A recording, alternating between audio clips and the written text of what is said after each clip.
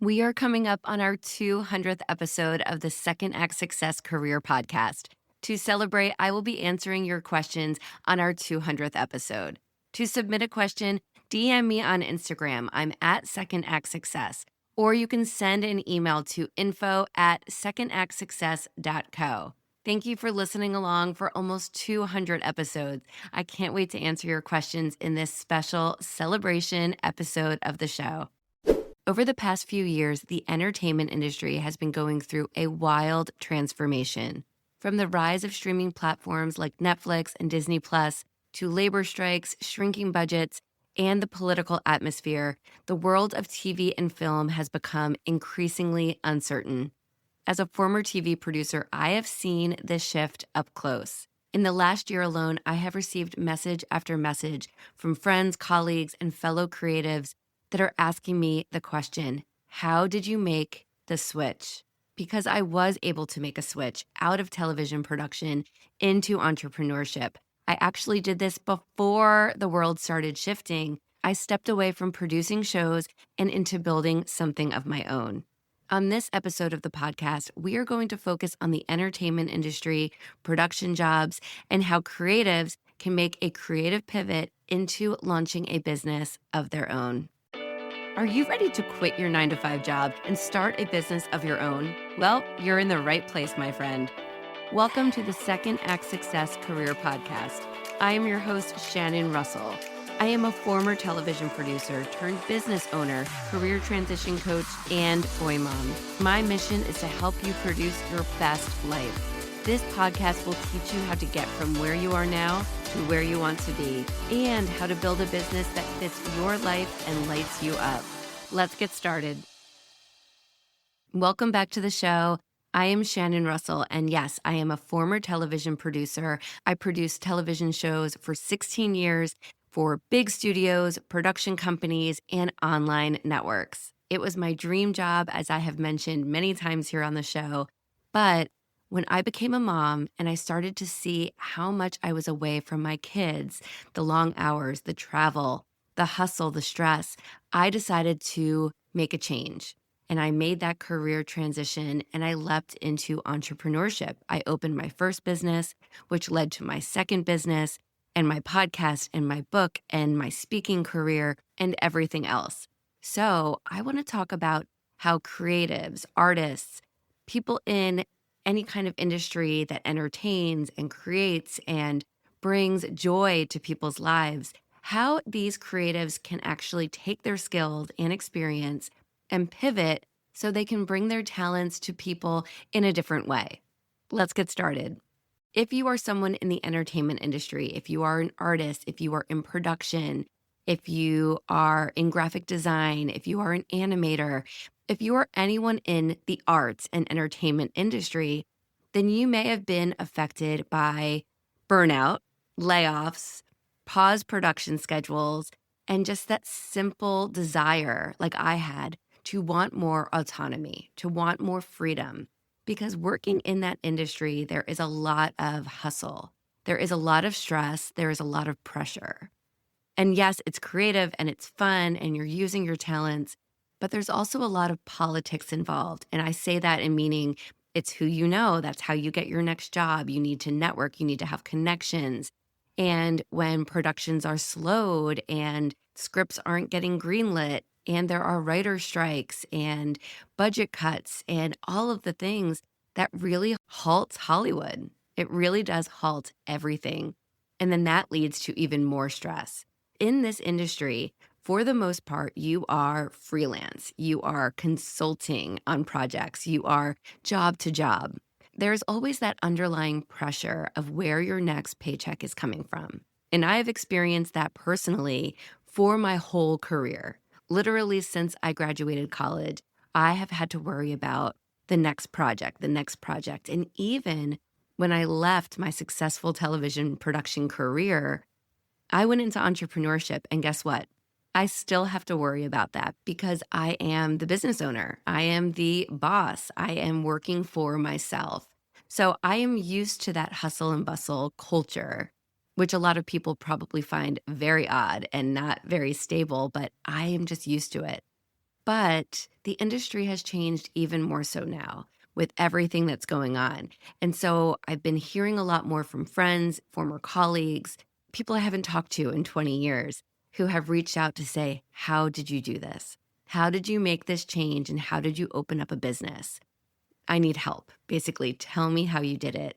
And so I've been working with a lot of entertainment industry people who want to know how to take everything that they love, everything they know how to do and do really well, and transfer those skills into a business that they can really hold tight and create and have that control over. By owning your own business, yes, it's a lot. Yes, it's stressful, but you are in control. You're in control of how much you work, how much you offer your clients or customers, and how much you make. You are in control. You are only answering to your customers and your clients and ultimately yourself. What I am seeing now and through these conversations that I'm having is that these production folks, these artists, these creatives want more control over their work and their schedule. And so I'm seeing a lot of writers doing more freelance writing, becoming consultants. I'm seeing editors who once edited huge shows on television launching their own smaller agencies to go out and offer services outside of the entertainment industry. And I'm seeing producers like myself building content studios of their own and writing their own scripts and trying to create their own productions, whether it's a startup or just really banding together to create something that they can control more than the industry allows. I don't think this is really so much a survival strategy for the time that we're in. I think it's more of a creative, maybe reinvention. And it starts by recognizing that, yes, you have something to offer. You have those transferable skills that you have honed and you have created and fostered for so many years in your career. Let's look at that in a different way and figure out how you can offer those same skills and value to others. What you already know is more valuable than you think. So that includes all of your skills, your experience, any awards, any projects you've worked on. You have accumulated so much knowledge and skill that it's really about you figuring out what you want to do with it. So if you've worked in entertainment, if you've worked in the arts, then you're already creative, adaptable, you know the hustle. So now it's a matter of managing that chaos that surrounds you, solving problems for yourself, and telling your story. Here are a few skills that you might not realize are really highly, highly marketable outside of TV and film and the arts. Project management. You've juggled schedules, budgets, deadlines, and as a producer, a project manager, a production manager, an executive in Hollywood, these people all have project management experience. My first job out of production was as a project manager. Yes, I absolutely hated the role, and that's another story, but I realized that yes, producing a television show is very similar than managing a project, any project. So it really does align. You can also work as a creative director. You've shaped stories, most likely. You are a visual person. Those skills transfer really well into marketing, branding, public relations. And then there's production logistics, if you will. That person who's behind the scenes, who is recording the camera, who is adjusting the lighting. You have technical experience. You know how to bring your resources and your technology, and you can use that in other industries as well. And then, of course, there's communication. You have dealt with people from talent to networks to clients, partners, and teams. So that communication, those negotiation skills can be used in a plethora of industries. Once you start taking a look at really what you do day in and day out, making a list in front of you of everything that you've done on every different project, you will start to take that wider view of what you can do and how you can apply it to other industries and take your talents out on your own. Now, I want to give you 5 tips to start your creative pivot into a business of your own. Trust me, I know that me rattling off a few tips to you is not that reassuring because there's that fear that comes with that instability and that fear of the unknown and what can be happening next and can you really handle it? but by looking at your skills and experience on a piece of paper and starting to think outside of the box. Start thinking about how you can create a business for yourself, whether it's consulting or contract work or developing a whole new business outside of the industry. You can start thinking about what you can do to bring a little bit more stability to yourself, to have that control, to be the one who is calling the shots rather than waiting for the tides to turn. Here are 5 tips to help you get started. Number 1, start with curiosity. What are you interested in outside of the industry? Start exploring, reading, listening to podcasts, taking some online courses, learning some new skills, but think about what you are interested in. Yes, you love your job and your career currently and what you do as an artist or a creator, but reinvention doesn't have to start with all of the answers. It just has to start with you asking questions. So, what else are you interested in? What aspect of what you do on a day-to-day basis really lights you up? Do you like the communication side of it? Do you like the creativity? Do you like the management? Do you like the technology side? What is it that you're really interested in? And get curious. How can you use these skills outside of how you're currently using them? Number 2, audit your skill set. So make that list, like I mentioned, but not just your job titles. Write down things like managing people, storytelling, pitching, producing, organizing. Think about how you might be able to serve different clients, different businesses, if you were to bring your skills outside to a new audience and create a business offering these skills to others.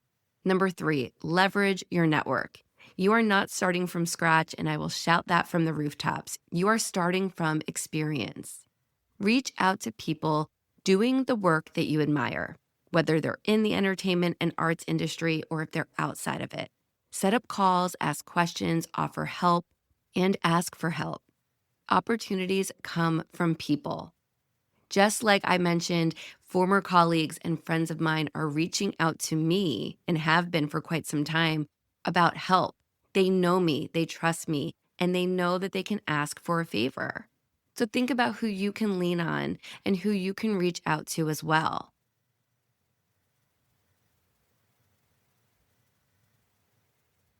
And of course, you can always reach out to me as well. I'm always available.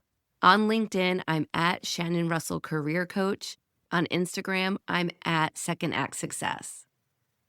Number 4, start something now on the side. You don't have to have a full business plan right away. You don't have to make a statement right now that you're officially leaving the industry, but you can start experimenting now. Maybe it's more freelance work.